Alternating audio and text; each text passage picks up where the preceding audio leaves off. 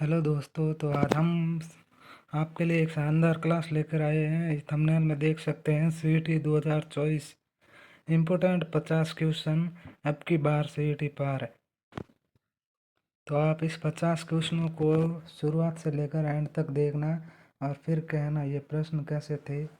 ये प्रश्न आपके लिए आने वाली 27-28 तारीख को सीईटी एग्ज़ाम के लिए महत्वपूर्ण प्रश्न साबित होने वाले हैं। इसलिए मैं आपको कह रहा हूँ कि इस क्लास को एग्ज़ाम देने जाने से पहले एक बार ज़रूर देखना, क्योंकि ये क्लास आपके लिए एक रामबाण साबित होने वाली है। तो चलते हैं, आगे बढ़ते हैं। देख, तो पहला प्रश्न आ चुका है हमारे सामने। पहला प्रश्न क्या कह रहा है? राजस्थान का अंडमान निकोबार किस जिले को कहते हैं? तो इसका आंसर आप कमेंट में बताइए किस किस को आता है। इसका आंसर जोधपुर होगा, जैसलमेर होगा, या बीकानेर होगा, या जयपुर। तो इसका आंसर होगा जैसलमेर।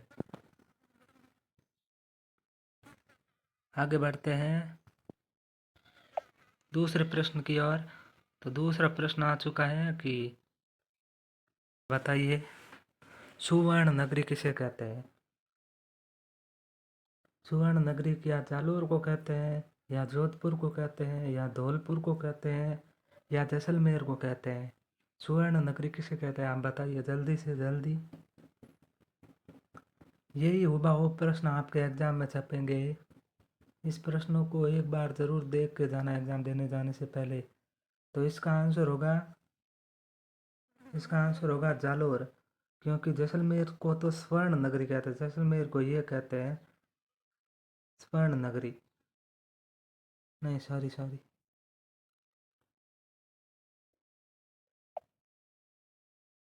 जैसल जैसलमेर को ये कहते हैं स्वर्ण नगरी। स्वर्ण नगरी और इसको कहते हैं सुवर्ण नगरी। देख सकते हैं कितना अंतर है दोनों में। तो आगे बढ़ते हैं तीसरे प्रश्न की ओर। तो तीसरा प्रश्न हमारे सामने आ चुका है कि औजारों का शहर किसे कहते हैं?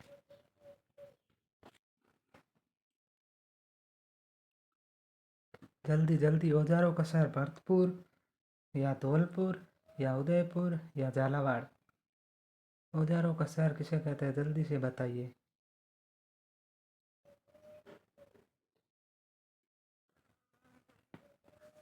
इसमें मेरे हिसाब से ऑप्शन में गलती हुई है। इसका आंसर सही तो नागौर होना चाहिए था। नागौर होना चाहिए था। ये सही है इसका आंसर। भरतपुर नहीं है, धौलपुर नहीं है, उदयपुर नहीं है, या झालावाड़ भी नहीं है। तो इसका आंसर नागौर है। ये कलेक्ट करना, नागौर, औजारों का शहर नागौर को कहते हैं। तो बढ़ते हैं अगले प्रश्न की ओर। तो अगला प्रश्न हमारी मोबाइल स्क्रीन पर आ चुका है कि छोटी काशी या दूसरी काशी किसे कहते हैं? काशी कोटा को कहते हैं, या मथुरा को कहते हैं, या उदयपुर को कहते हैं, या पुष्कर को कहते हैं? इसका आंसर क्या होगा, जल्दी से बताइए। ये भी टाइपिंग में, मेरे हिसाब से टाइपिंग में थोड़ी बहुत गलती हो रही है। इसका आंसर कोटा भी नहीं होगा, इसका आंसर ये होगा बूंदी। टाइपिंग में थोड़ी बहुत मिस्टेक हो रही है, तो इसके लिए माफ़ी चाहूँगा। बूंदी आंसर होगा इसका। सॉरी दोस्तों, थोड़ी बहुत टाइपिंग ऐसी हो जाती है। तो आगे बढ़ते हैं दूसरे प्रश्न की ओर। महावीर जी का मेला किस जिले में आयोजित होता है? ये प्रश्न आपको बताइए, कमेंट में बताइए। प्रश्न है, महावीर जी का मेला किस जिले में आयोजित होता है? बीकानेर में आयोजित होता है, या जयपुर में होता है, या करौली में होता है, या अलवर में होता है? तो इसका आंसर क्या होगा, जल्दी से बताइए। इसका आंसर बीकानेर होगा, या जयपुर होगा, या करौली होगा, या अलवर? तो इसका आंसर होगा करौली।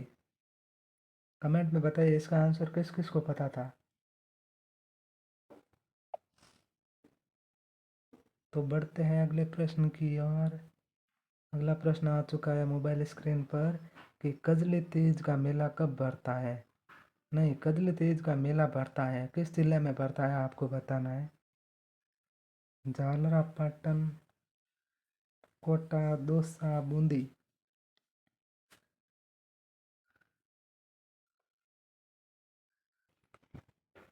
तो इस प्रश्न का जल्दी से आंसर बताइए। कजली तीज का मेला किस जिले में पड़ता है। झालरापाटन, कोठा, दौसा या बूंदी। इसका आंसर क्या होगा। तो इसका आंसर होगा बूंदी। तो बढ़ते हैं अगले प्रश्न की ओर। तब तक इस वीडियो को लाइक कर दीजिए। तो आ चुके हैं अगले प्रश्न की ओर। अगला प्रश्न बता रहा है, भूरिया बाबा का मेला कहाँ आयोजित होता है। इसका आंसर तो आप बता ही दोगे। बांसवाड़ा, सिरोही, करौली या डूंगरपुर। भूरिया बाबा का मेला कहाँ आयोजित होता है। भूरिया बाबा का मेला जल्दी से बताइए। भूरिया बाबा का मेला कहाँ आयोजित होता है।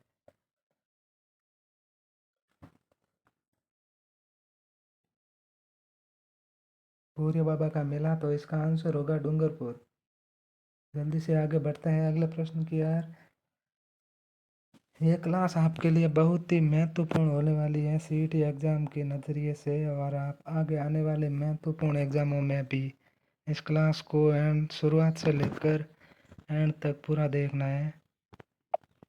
बढ़ते हैं अगले प्रश्न की ओर कि राजस्थान का प्रथम पद्म भूषण से अलंकृत कौन थे। प्रश्न है, राजस्थान के वह प्रथम व्यक्ति कौन है जो सबसे पहले पद्म भूषण से अलंकृत हुए थे।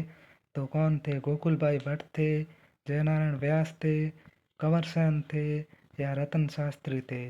इसका आंसर क्या होगा, जल्दी से बताइए।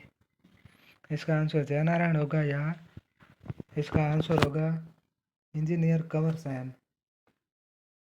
तो बढ़ते हैं अगले प्रश्न की ओर।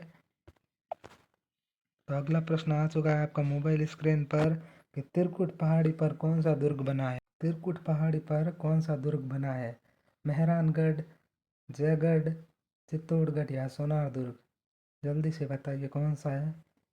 तो इसका आंसर होगा सोनार दुर्ग, क्योंकि मेहरानगढ़ तो बना है चिड़िया टोंक पहाड़िया पर। कौन सी चिड़िया टोंक।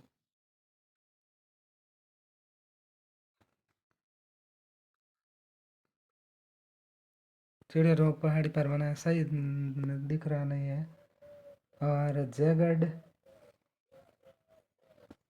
ईगल की पहाड़ी पर बना है। जयगढ़ दुर्ग ईगल की पहाड़ी पर बना है। ईगल पहाड़ी पर बना है। चित्तौड़ तो सबको पता ही है, मेसा के पठार पर बना है। चित्तौड़ कौन से, मेसा के पठार, मेसा के पठार पर बना है। तो बढ़ते हैं अगले प्रश्न की ओर। अगला प्रश्न आ चुका है मोबाइल स्क्रीन पर। ये प्रश्न कौन सा, राजस्थान का सर्वाधिक गांव वाला जिला कौन सा है। ऐसा कौन सा जिला है जहाँ सर्वाधिक है, ऐसे कौन सा जिला है जहाँ सर्वाधिक गांव स्थित है। हनुमानगढ़ में है या बांसवाड़ा में है या श्री गंगानगर में है या जयपुर में है। इसका आंसर क्या होगा, जल्दी से बताइए। इसका आंसर होगा गंगानगर। तो बढ़ते हैं अगले प्रश्न की ओर। अगला प्रश्न आ चुका है कि बिच्छा मेड़ा किस नदी का उद्गम स्थल है। बिच्छा मेड़ा माही नदी का उद्गम स्थल है या सोम नदी का उद्गम स्थल है या चंबल का है या लूणी नदी का है। तो इसका आंसर होगा सोम नदी। सोम नदी का उद्गम स्थल है। आगे बढ़ते हैं। तो आगे आ चुका है कि लोक देवता जिनका मंदिर लूणी नदी के किनारे स्थित है। प्रश्न है कि वह लोक देवता जिनका मंदिर लूणी नदी के किनारे स्थित है, वे लोक देवता पाबू जी हैं या मलिनाथ जी हैं या गोगा जी हैं या अड़बू जी है। जल्दी से बताइए इसका आंसर। यही प्रश्न आपके एग्जाम में देखने को मिलेंगे, इसलिए इस क्लास को पूरा देखना है। तो इसका आंसर होगा मलिनाथ जी। तो बढ़ते हैं अगले प्रश्न की ओर। अगला प्रश्न आ चुका है कि सांपों की शरण स्थली कौन सा अभ्यारण्य कहलाता है। ऐसा कौन सा अभ्यारण्य है जहाँ पर सांपों की शरण स्थली है। वह रामगढ़ विस्तार अभ्यारण्य है या शेरगढ़ अभ्यारण्य है या रणथंभौर है या इनमें से कोई नहीं है? जल्दी से आंसर बताइए। तो इसका आंसर होगा शेरगढ़। बढ़ते हैं अगले प्रश्न की ओर।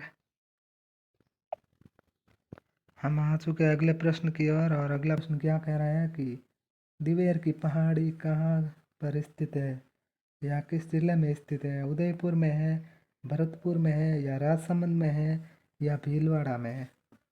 जल्दी से बताइए इसका आंसर। दिवेर की पहाड़ी कहाँ स्थित है? दिवेर की पहाड़ी राजसमंद में स्थित है। राजसमंद को बताइए तो नक्शे के आधार पर राजसमंद की स्थिति कैसी है? राजसमंद किस तरह दिखता है? तो राजसमंद दिखता है, एक तिलक की आकृति का जिला है। राजसमंद एक तिलक की आकृति का जिला है। बढ़ते हैं अगले प्रश्न की ओर। तो अगला प्रश्न आ चुका है कि जैसलमेर में गुंडाराज पुस्तक किसने लिखी? गुंडाराज पुस्तक हीरालाल शास्त्री ने लिखी, या विजय सिंह पथिक, या माणिक्यलाल वर्मा, या इनमें से कोई नहीं? इसका आंसर आप बताइए, तब मैं जानूंगा कि आप सीईटी में वाकई तैयारी की हुई है और इस एग्ज़ाम को पूरा क्लियर करके आएंगे। जल्दी से बताइए इसका आंसर। 5 सेकंड का वक्त देते हैं, इसका आंसर बताइए। हीरालाल शास्त्री होगा, विजय सिंह पथिक होगा, या माणिक्यलाल वर्मा होगा, या इनमें से कोई नहीं? जैसलमेर का गुंडाराज पुस्तक।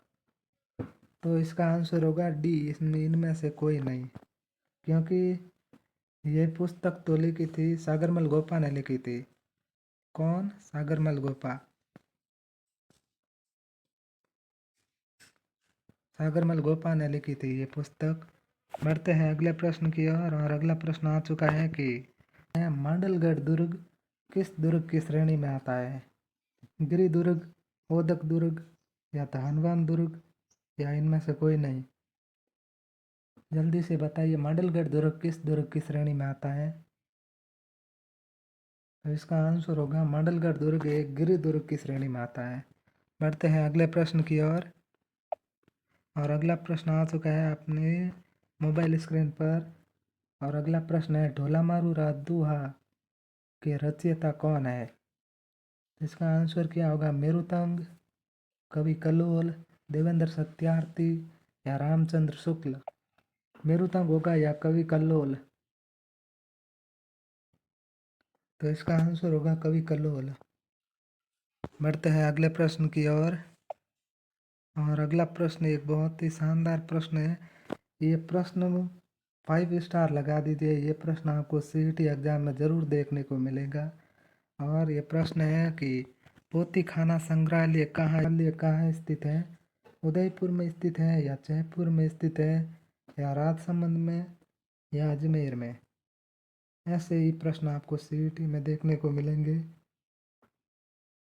तो इसका आंसर होगा जयपुर। पोती खाना संग्रहालय जयपुर में स्थित है। बढ़ते हैं आगे। तो अगला प्रश्न आ चुका है, राजस्थान सेवा संघ की स्थापना कब हुई? 1942 में, 1919 में, 1972 में, और 1819 में? इसका आंसर बताइए कि राजस्थान सेवा संघ की स्थापना कब हुई?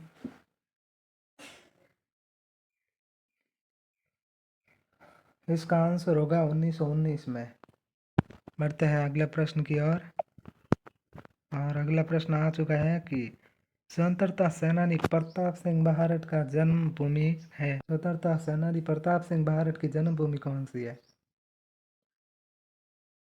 बीकानेर है, बाड़मेर है, शाहपुरा है, या सीकर है? पहले तो आप ये बताइए कि प्रताप सिंह के छोटे भाई का नाम क्या था? आप कमेंट में बताइए, और इसका आंसर होगा शाहपुरा। बढ़ते हैं अगले प्रश्न की ओर। इस प्रश्न का उत्तर आप कमेंट में बताना है कि प्रताप सिंह महारट के छोटे भाई का क्या नाम था। बढ़ते हैं अगले प्रश्न की ओर कि पड़ुआ डोक किस समाज का पर्व है? प्रश्न किया है कि पड़ुआ डोक किस समाज का पर्व या उत्सव है? हिंदू समाज का है, या ईसाई समाज का है, या जैन समाज का है, या इस्लाम समाज का है? आपको विश्वास नहीं होगा कि एक ऐसा ही प्रश्न पिछली बार अब की बार बीएसटीसी में नज़र आया था कि ऐसा ही प्रश्न था। तो इसका आंसर होगा जैन धर्म। पड़वा डोक जैन धर्म का एक विशाल पर्व है जो वो बहुत ही खुशी से मनाते हैं। बढ़ते हैं अगले प्रश्न की ओर की राजस्थान के प्रथम मुख्य सचिव थे। मैं थोड़ी सी मिस्टेक हो गई है, ए ऑप्शन नीचे आना था, थोड़ा ऊपर चला गया। ऊपर देखिए प्रश्न के सामने राजस्थान के प्रथम मुख्य सचिव कौन थे? राधा कृष्णन थे या एमडी कोरानी थे या सुमित्रा सिंह थी या कुशाल सिंह थी? कुशाल सिंह तो एक प्रथम महिला मुख्य सचिव थी। कुशाल सिंह एक प्रथम महिला मुख्य सचिव थी और राजस्थान के प्रथम मुख्य सचिव थे राधा कृष्ण। राजस्थान के प्रथम मुख्य सचिव राधा कृष्ण थे और राजस्थान के प्रथम महिला मुख्य सचिव थे कुशाल सिंह। बढ़ते हैं अगले प्रश्न की ओर। अगला प्रश्न आ चुका है आपके मोबाइल स्क्रीन पर कि राज्य की प्रथम महिला विधानसभा अध्यक्ष। प्रश्न क्या कह रहा है कि राज्य की प्रथम महिला विधानसभा अध्यक्ष कौन थी? यशोदा देवी, सुमित्रा सिंह, प्रतिभा पाटिल या वसुंधरा राजे? जल्दी से बताइए आंसर। तो इसका आंसर होगा सुमित्रा सिंह। बढ़ते हैं अगले प्रश्न की ओर। अगला प्रश्न आ चुका है मोबाइल स्क्रीन पर। प्रश्न क्या कह रहा है कि राज्य की प्रथम महिला मुख्य सचिव कौन थी? ये तो आप देखते ही बता दिएंगे क्योंकि पीछे ही एक प्रश्न पीछे मैंने आपको इसका आंसर बताया था कि राज्य की प्रथम महिला मुख्य सचिव कौन थी। तो इसका आंसर होगा श्रीमती कुशाल सिंह। बढ़ते हैं। कमला बेनीवाल राज्य की पहली महिला मंत्री थी। कौन थी कमला बेनीवाल? राज्य पहली महिला मंत्री थी, राज्य की महिला मंत्री थी। यहाँ पर आपको दिखाई महिला मंत्री, आप देख सकते हैं, ऐसे ही लिखता हूँ मैं। राइटिंग से आपको क्या लेना है? आप 2 दिन में राइटिंग से कुछ नहीं होगा। आपको जो जो दिखाया जा रहा है वो पढ़ कर जाना है और यही हुबहू आपको परीक्षा में देखने को मिलेंगे। ये प्रश्न है कि राज्य की पहली महिला मंत्री थी कमला बेनीवाल और राज्य की प्रथम महिला मुख्य सचिव थी श्रीमती कुशाल सिंह। बढ़ते तो हेलो दोस्तों, आज हम इस क्लास को यहीं पर रोकते हैं। आज कोई हमारे सेटअप में कोई प्रॉब्लम के कारण आज इस क्लास में थोड़ी बहुत आवाज़ की प्रॉब्लम होगी, तो आगे ऐसी प्रॉब्लम नहीं आएगी, इसलिए आज इस सेटअप को तैयार कराने के लिए भेजा गया है। आज ये आपकी क्लास कोई दूसरे सेटअप से ली जा रही है। तो ऐसे ही क्लास आपको देखनी है तो वीडियो पर कमेंट कीजिए। और ये प्रश्न बहुत इम्पोर्टेंट होने वाले हैं आपकी सीईटी परीक्षा के लिए। इस क्लास को आप परीक्षा देने जाने से पहले इस क्लास को एक बार ज़रूर देखना और एग्ज़ाम देकर वापस आने पर मुझे बताना कि इस क्लास में से कितने क्वेश्चन आए थे और कितने नहीं। ऐसे ही क्लास और देखने के लिए कमेंट करें।